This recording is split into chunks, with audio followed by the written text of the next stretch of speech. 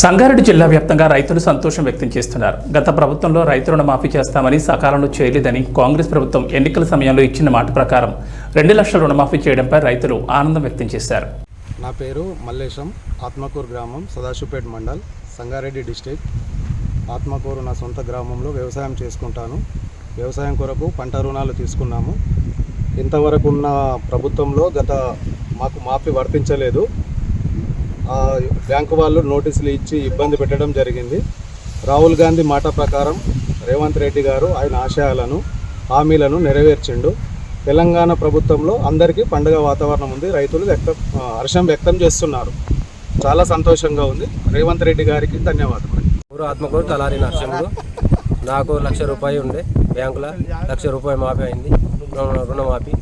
చాలా సంతోషం. రైతు పని చేసుకుంటాం, అటు ఆ పని ఈ పని చేసుకుంటాం. రైతు మాఫీ చేసినందుకు చాలా ధన్యవాదాలు. నా పేరు వడ్ల బింబాదాచారి, ఆత్మకూరు గ్రామం, సదాశివపేట మండలం, సంగారెడ్డి జిల్లా. నిన్న మన సీఎం గారు రైతు రుణమాఫీ పైన ప్రకటన చేయగానే తెలంగాణ రాష్ట్రంలో పండుగ వాతావరణం నెలకొన్నది. కాంగ్రెస్ పార్టీ వరంగల్ డిక్లరేషన్లో ఇచ్చిన వాగ్దానం మేరకు ఈ యొక్క రుణమాఫీ పైన కాంగ్రెస్ పార్టీ ఏకకాలంలో 2 లక్షల రుణమాఫీ చేయడం జరిగింది. దానికి అందరి రైతుల తరపున మేము హర్షం వ్యక్తం చేస్తున్నాము. దానికి ఈరోజు మాకు పండుగ దినం లాగా ఉన్నది. దానికి ప్రత్యేక ధన్యవాదాలు మన సీఎం రేవంత్ రెడ్డి గారికి.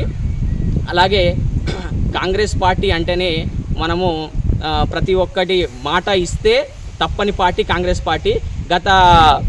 గత సీఎం గారు రాజశేఖర రెడ్డి గారు కూడా ఏకకాలంలో రుణమాఫీ చేయడం జరిగింది. తర్వాత ఏ ముఖ్యమంత్రి కూడా ఏకకాలంలో రుణమాఫీ చేసిన దాఖలాలు లేవు. నెక్స్ట్ మళ్ళా తర్వాత అదే కోవలో ఆయన బాటలో నడిచిన మన సీఎం రేవంత్ రెడ్డి గారే నెక్స్ట్ ఏకకాలంలో రుణమాఫీ చేయడం జరిగింది. దీనికి మాట తిప్పని నాయకునిగా రేవంత్ రెడ్డి గారు మరోసారి చాటుకున్నారు. కాంగ్రెస్ పార్టీ అంటేనే ప్రజల పక్షాన నిలబడే పార్టీ. దీనికి మేము రైతుల తరపున హృదయపూర్వక ధన్యవాదాలు తెలియజేసుకుంటున్నాము తెలంగాణ ప్రభుత్వానికి.